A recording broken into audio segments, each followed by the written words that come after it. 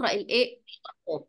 بصوا انا هكتب مجموعة من الاعداد مكونة من 6 ارقام، وتعالوا مع بعض نتعلم ازاي نقرأهم. مثلا انا هكتب كده.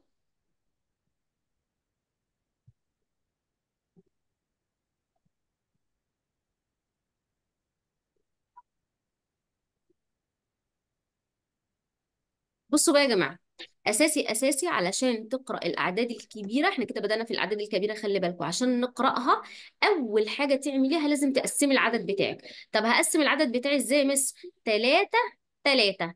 طب بنقسمهم من اليمين ولا من الشمال؟ لا طبعا من اليمين. تاخدي الثلاثة دول لوحدهم، ها، واعمل ايه علامة كده صغننة، ها، والثلاثة التانيين دول لوحدهم. تمام كده، ده بيسهل لي عملية قراءة الاعداد الكبيرة. تمام. طب لما اجي انطق، اه. انطق من ناحية اليمين ولا من الشمال يا مس؟ لا انت بتبدأي من الشمال. صح كده، احنا قسمنا العدد الكبير ده لجزئين. الجزء اهو اليمين اللي هو بيت بقول عليه بيت الوحدات، اللي هو الآحاد والعشرات والمئات، وبيت الألوف. بيت الألوف دولت اللي هم مين؟ الألوف، عشرات الألوف، مئات الألوف، اللي هم الثلاثة اللي بيجوا مع بعض دول.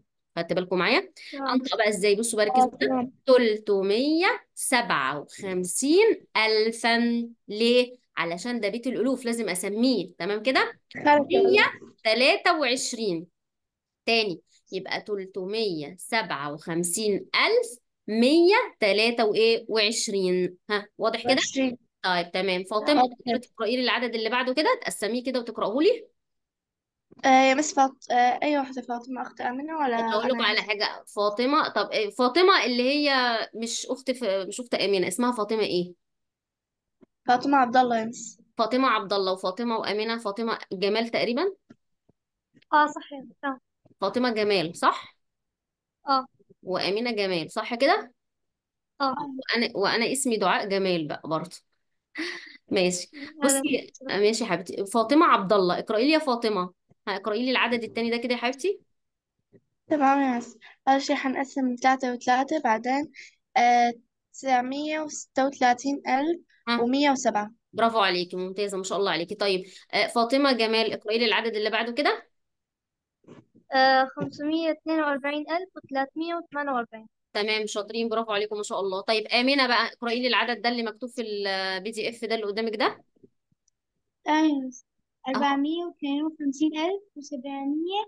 ها، برافو عليكم ممتازين ما شاء الله. طيب تعالوا بقى نتدرب مع بعض على الأسئلة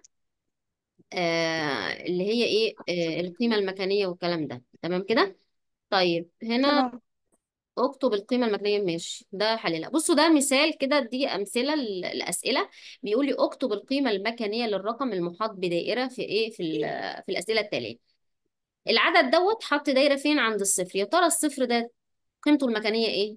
الرقم التاني، ده المس قال عشرات. تاني عشرات. برافو عليكي. فبكتب كلمة عشرات. لما يطلب مني القيمة المكانية اعرف على طول ان هو يطلب منك ايه؟ العشرات. خلاص كده.